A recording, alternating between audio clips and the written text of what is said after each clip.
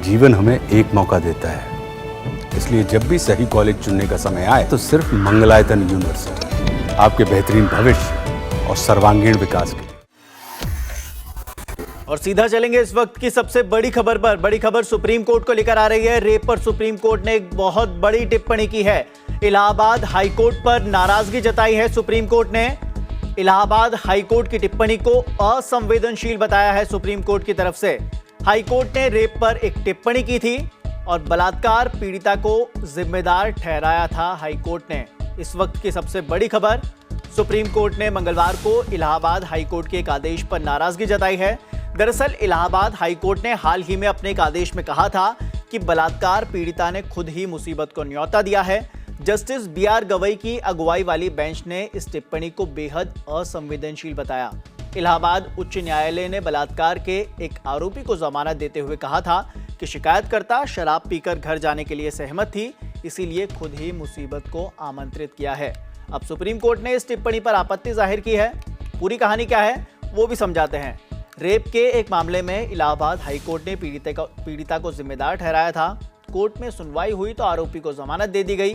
साथ ही कोर्ट ने यह भी कह दिया कि पीड़िता ने खुद ही मुसीबत को न्योता दिया। इस मामले में पीड़िता का कहना है कि वो निश्चल चंदक नाम के आरोपी के साथ दिल्ली के हौस खास स्थित एक बार में मिली थी और उसके साथ नशे की हालत में दुष्कर्म किया गया, जबकि आरोपी का कहना है कि शारीरिक संबंध सहमति से बने थे। ये पूरा मामला उत्तर प्रदेश के गौतम बुद्ध नगर के थाना 126 का है, जहां ये वारदात के बाद भारतीय न्याय संहिता की धारा 64 के तहत दर्ज किया गया। आरोपी को 11 दिसंबर 2024 को गिरफ्तार किया गया। दरअसल नोएडा की एक यूनिवर्सिटी में पढ़ने वाली लड़की अपनी 3 सहेलियों के साथ दिल्ली के बार में गई थी।